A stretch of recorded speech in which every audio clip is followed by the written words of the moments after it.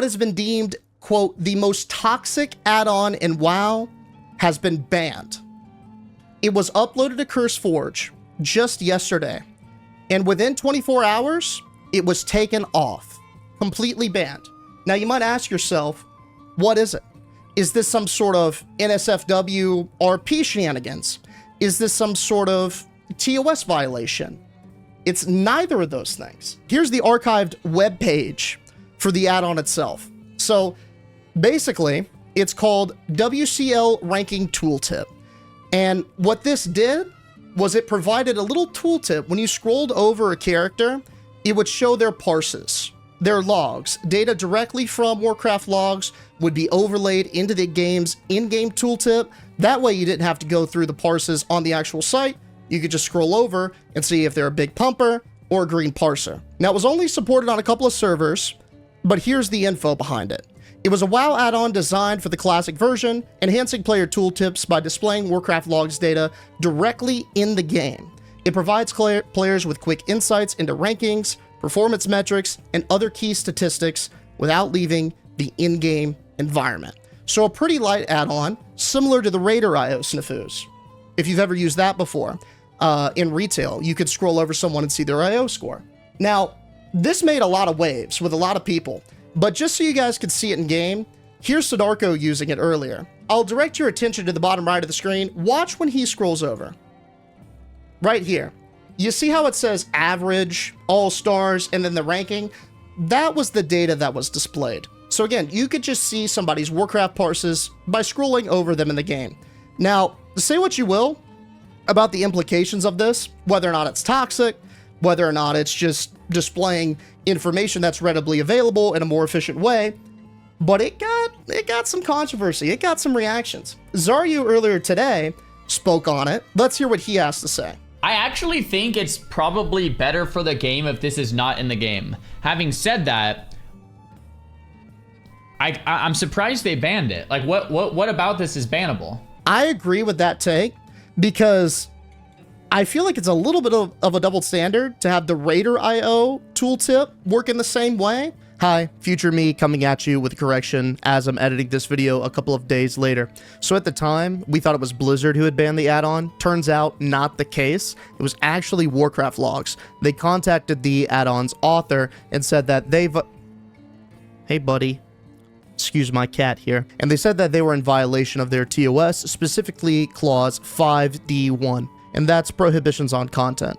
Unless expressly permitted by the content owner or applicable by law, you will not and will not permit your end users or others acting on your behalf to do the following with content returned from the APIs. Scrape, build databases, or otherwise create permanent copies of such content, or keep cache copies longer than permitted by the cache folder, which is pretty much what this add-on did. And to be honest with you, I don't really blame Warcraft logs for enforcing this, because it probably would have hurt their ad revenue quite a bit. Think about how many people would have just not gone to the site because they had the add-on displaying the data on the tooltip there, and that means less ad revenue. And yeah, you can kind of see where I'm going with this. Anyways, I just wanted to make that quick correction. It wasn't actually Blizzard that took the add-on down. It was Warcraft logs that took it down in violation of their TOS. Now back to the video. I think it's a good thing they banned it, to be clear. It's pretty toxic. It's really toxic. So it's kind of making some waves. You guys kind of feel, I'm sure, the parse culture at this point in the game's life cycle. I feel like when looking at phase 2 versus phase 1, I feel like people are a little bit more aggressive when it comes to, I don't know, anti-parsing culture, whether that's in the game itself, on the subreddit. It seems like there is a huge divide in player behavior. There are those who use parses as a way to maybe filter out less skilled players or less engaged players, basically make sure that their group is, you know, set up for as successful as a run as they can.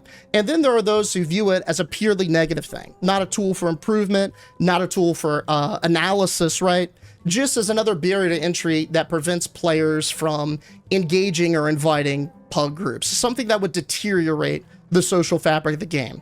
But that's the add-on. That's what's making headways. It's just an add-on that takes Warcraft data and displays it directly in the game on a player's tooltip.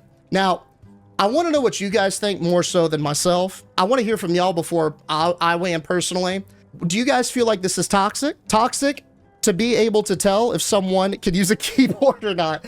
I think that's ultimately where a lot of people who enjoy using Warcraft logs and stuff like that are at. I can't deny that when you are leading a pug and you have no idea how good or how bad a player is, and your time is valuable, there is an intrinsic incentive to ensure that the person you are inviting is not trash. It is in your best interest to kind of do checks ahead of time to make sure that not only yourself, but all of the other members of the group have a good time. It's sort of like jobs, like when they hire. They want to see a resume, they want to see some sort of past performance, right? I kind of feel like it's akin to doing some of your homework. But on the flip side, I feel like sometimes it's taken a little bit too intensely. I feel like sometimes maybe people are a little bit too exclusive about it. So instead of maybe having blue parses and purple parses be a part of the group, we're only shooting for those 90 plussers. You know what I'm saying? And not only the Warcraft logs, but we want somebody who's 6 out of 6, 100 parser, 700 credit score, PhD in 3 subjects, and 5 years of job experience, right? Now, obviously that's a bit of a meme, but I think that's where people kind of get sick of it, is when it feels like they have what's adequate to clear the raid, and they're sort of shot down by somebody who's being a stickler over the logs. I think that's where the controversy comes, and I think that's why people get upset about that sort of behavior. I think ultimately, the incentive and the motivation to want to make sure you're getting good people, that's perfectly valid. I do that. I know a lot of you guys do it. I think just some people maybe take it a little bit too seriously, and that's what creates that divide. I think it would be a net positive. People who care about the logs will already check your logs. There will just be a delay. This simply speeds things up. Those who don't care about logs won't care about this add-on either. I agree with you there. I think if someone really wants to check the logs, this is not, like, this ban is not going to, they're still going to do the same thing they're doing. Like, nothing changes for them. They're going to check it anyway. It just makes it easier for them, because functionally, this changes nothing, I feel like. Like, the same player behavior goes down. This doesn't help the game. This doesn't hurt the game. Like, first lockout, LF BIS, only 6 out of 6 experience on main or something is toxic. Yeah. And I think that's where people are getting frustrated. A lot of the times when you're pugging blind, there are those sort of overvalued expectations, right? And it does become frustrating to feel, especially if you've cleared the raid before, or you're maybe not a, quote, meta class, to know that you could do it, to have the history of going through and clearing, but still not be invited just because of that perception. I mean, checking logs might as well give me the info in the game, right? It speeds up group invites so much. It does. Yeah, it does. I mean, objectively, if that's something that's important to you, and you're going based off Warcraft logs, whether you're looking for 90 parsers, or you just want to make sure that people aren't parsing single digits. I mean, I've lost some people, healers especially, you guys have been here for that, just in the time it takes for me to pull up their Warcraft log profile, look at the numbers that they have, and then report back to them in the game. I've had actually 4 or 5 healers that have already found groups within that time. And a tooltip would definitely speed it up a little bit. If I could just, you know, kind of hover over somebody or shift click the name to get that info without having to lead the game, I might not have lost those healers. The idea behind parsing is fine. It can display valuable data. However, the parses are not as accurate as people believe them to be.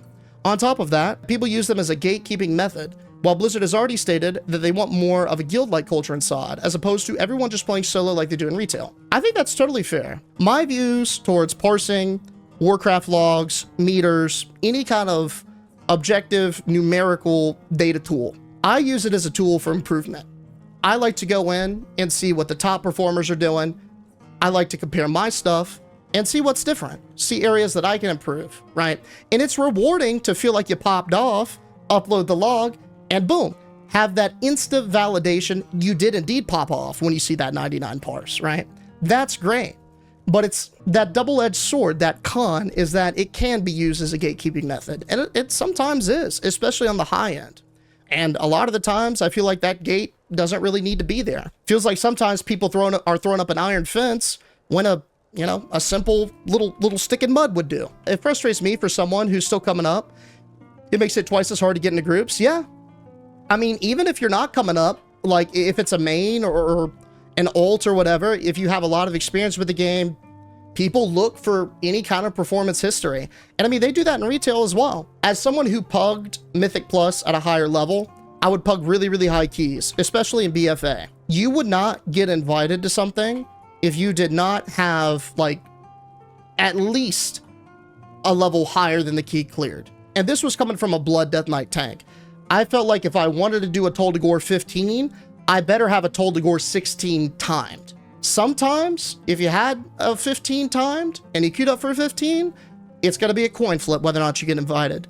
But if you have a 14 cleared, and forget it if you have anything lower failed than what you're queuing up for.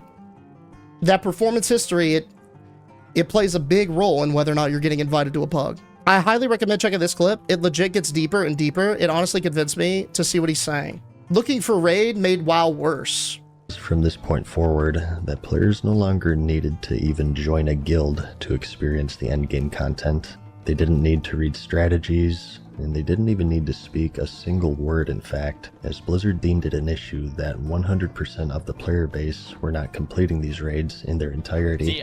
The accomplishment of clearing a raid would be more accessible than ever before. I don't think that's an issue that 100% of people can't clear the raid.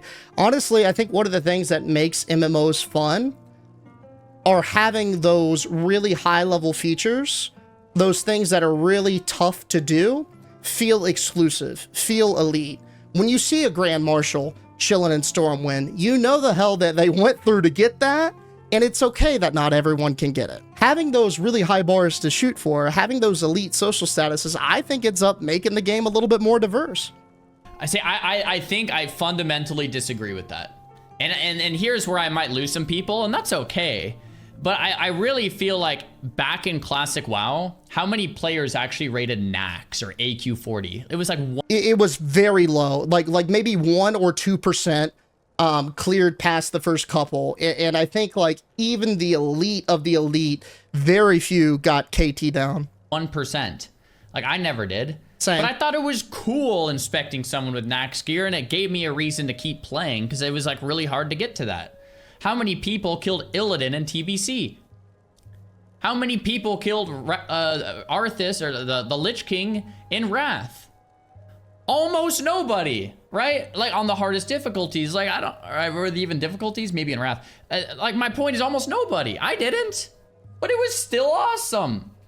Almost no one cleared it, but it was still awesome. And those were the expansions where everyone seems to like the best, and not many people did it. I don't buy this like we have to get everybody to all the content kind of thing. It's like, no, if you're a casual noob, then you can be a casual noob and just kind of level up and do some heroics and mythics or whatever the heck, and then maybe eventually you can get to the end game, or maybe not if you don't want to put the time in, but that's okay. You can still have fun, and other players who are more dedicated can, and then you can inspect them and get motivated because they have cool and rare stuff that you did not put the time into achieving. Exactly, dude. That right there is what got me to raid in the first place, man. Especially doing some achievements. I remember seeing as a kid the Frostbrood Vanquisher mounts, those undead skeletal frostworms chilling in Dalaran. The second I saw that, I was like, gotta have that. What is that? I set up countless achievement run groups just because I saw one person with that mount in the city. I feel like when you have these physical representations of where the bar is, like things you could see in front of you to strive for, not on a UI or not in an achievement list, right? Not like a grayed out title of things like that, but when you actually see a player that's like Hand of a Doll, or you see Invincible out in the world during Wrath of the Lich King, right? Or you see somebody, the Conqueror of Oldar, or Undying, or Immortal. Like, that's the kind of stuff that makes you stop in the city and be like, oh, damn, that's a good, let me inspect him. Let me check him out. And then you start getting that itch, right? To be that player and to strive for what they achieved. And that just gets you playing longer. Having those little visual carrots on a stick to go for, man. Those are best. So you don't get to have the privilege of wearing that title or that mount or that gear set. So too bad, but it gives you something to look forward to, and it gives you a little like carrot on the stick, so to speak. But when you just kind of like give this accessibility to everyone, it starts undermining the whole point of playing the game in the first place. There's no carrot anymore, and then all of a sudden everyone stops. You know, it's like, oh, what's the point?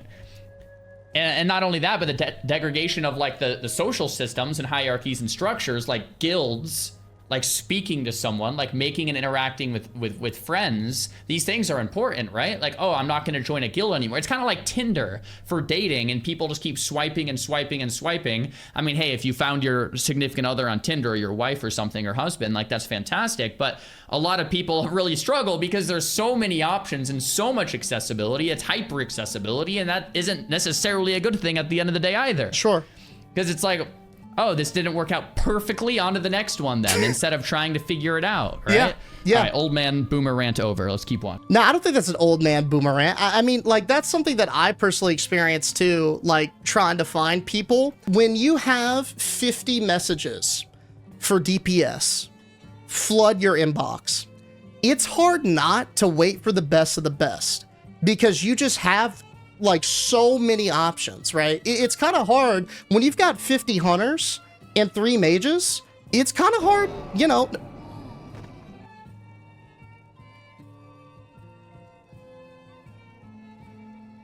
I'm sorry, what? Oh, that's cool.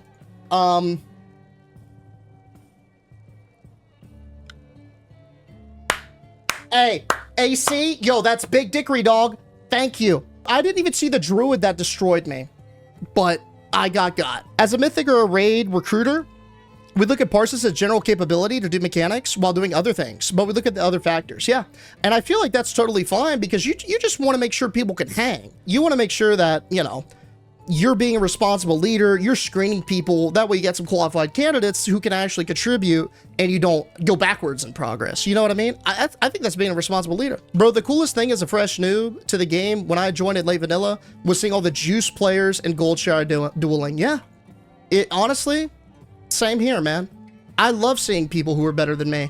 I love seeing people who were fully geared with these insane titles, because I looked at them and I was like, that's where the bar is. Right there. I could be that. Seeing them just rolling around. I don't know. And it made it feel that much better when you got it. Right? That exclusivity of like knowing that you were one of the few who got the Undying title back in the day. Right? Played Proto Drake, Black Proto Drake, one of those meta mount achievements. Like, I feel like that was a big pull factor. It was one of the core reasons of why you wanted to go for it in the first place, is because it was exclusive. It was a dick measuring contest, right? It was a way just to flex, a social status thing. And that's good. I think there should be things like that in MMOs. It makes it more engaging, IMO. A gear score is already gatekeeping. It doesn't even make sense. Higher gear score does not equal higher performance, whereas these logs would show you how to actually perform, or how they actually performed. Far more helpful on both parties. That's a great point, honestly. I have been with some absolutely juiced up people who have been inexplicably bad. Like horrifically terrible. Like, I mean, they even had like high IO scores, like great gear score, meta class, pull below the tank. There will always be people like me making fun of the sweaty players as a game. You're winning nothing. For some people, the parse stuff is the game. And that's totally valid too, because if you're highly competitive and you enjoy sweating, like speedrunners, like people will go through great lengths to shave off seconds on a run. But like, that's the game to them. That's the fun for them. For a lot of people, after they get the best gear, the thing that keeps them coming back to raid is trying to parse higher than their peers. It's sort of like a high score thing, right? And hey, you like what you like. If that's what you're into, totally valid. I think it just becomes a slippery slope if you use it as a gatekeeping method. And some people do. Some people don't. Some people do. And I think that's what creates the divide. Zico showed that the time that you take checking all of the logs takes longer than if you invited everyone and wiped on every boss once, but the second time you pull through. Yeah. Yeah. And honestly, too, I think a lot of this is behavioral. I want you guys all to do this real quick with me. Think about all the times where you've had like inexplicably bad players in your group, whether they died like 5% in, didn't move out of the fire, wasted your key, whatever the case is. Just think about all the times you've had really, really trash players. Now think about the times where you've had exceptionally good players. I think if you're like a lot of humans, you probably remember a lot more instances of bad than you do good. And that's because humans are hardwired for the emotionally negative experiences to stick with you longer and to feel worse than the high highs of a positive experience. So I feel like when people get a really bad player in there or get burned once, they remember it forever, and they almost overcompensate to avoid feeling like that again because of how they're hardwired. No, parses are not always indicative of how a person performs. If your group kills slowly, your parses are lower. If you focus on maintaining kicks and CC as opposed to pure deeps, your parses are lower. The parses really only show the people less focused on mechanics and focus on personal performance. That's a good counterpoint. There are some people, especially when you get into re-clearing raids, who will craft groups specifically to parse. I feel like it's a better indicator when the raid is just released in its earlier stages, but the longer the raid is out for, and the more gear and experience people have, I feel like those really high parses, they're cheesed a little bit, right? Here's a great example. You can't one heal a raid, current content, week 1 most of the time. Week 10, you could. And that one healer is going to have incredibly high parses versus if you brought maybe 2 or 3 healers, right? Just because they're able to soak up much more damage. Deej elitist confirmed. I wouldn't say that I'm an elitist. I definitely used to be. I'll be totally transparent with you guys. I was a dick back in the day. Like when I was younger. God, again, in the spirit of transparency, I remember there was this warlock in Warlords of Draenor who was just trash, man. We paused the raid to find someone to replace him. We got someone in there, and we made him summon his replacement. And then booted him once they got in. And it hit doubly bad because he /yelled after he was booted, "That's low," and then phased out as he was ported out of the raid. That was my toxic era. I'm sure we all have been there, right? Maybe not, but hey, that's actually kind of funny. I mean, now I look back on it and I laugh, but like, dog, that was a dick move. That was a dick move. Wildlaw used to be the same way in my younger years. Yeah, I was unhinged. God, I would love to see younger toxic Deej in tonight's raid. Dude, I remember I would get... My friend actually just told me a story, apparently. I forgot that this happened, but this was back in Mists of Pandaria. We lived in a very, very small apartment together, but we had 2 bedrooms and we had a living room. And our 2 bedrooms were on the other sides of the living room was in the center. And we would have all the boys over for raid night. So basically we'd cram like 5 people into a place that was meant for 2. I didn't have a mic for whatever reason. He did. And I remember there was this one dude who was just trash. But he wasn't like quiet like trash. He was loud and bad. And he can't be both of those things, right? So he would be dying and like just causing a ruckus. And I remember I was kind of steaming up the whole night. Like I was a little pot that was bubbling with each little oopsie. And it was on Siegecrafter Blackfuse in the Siege of Orgrimmar raid where my pot runneth over. He died to some stupid thing that he shouldn't have died to. And then he blamed me. And I stormed over to my friend's room, like just spammed on the mic to where it shook the desk because it was push to talk.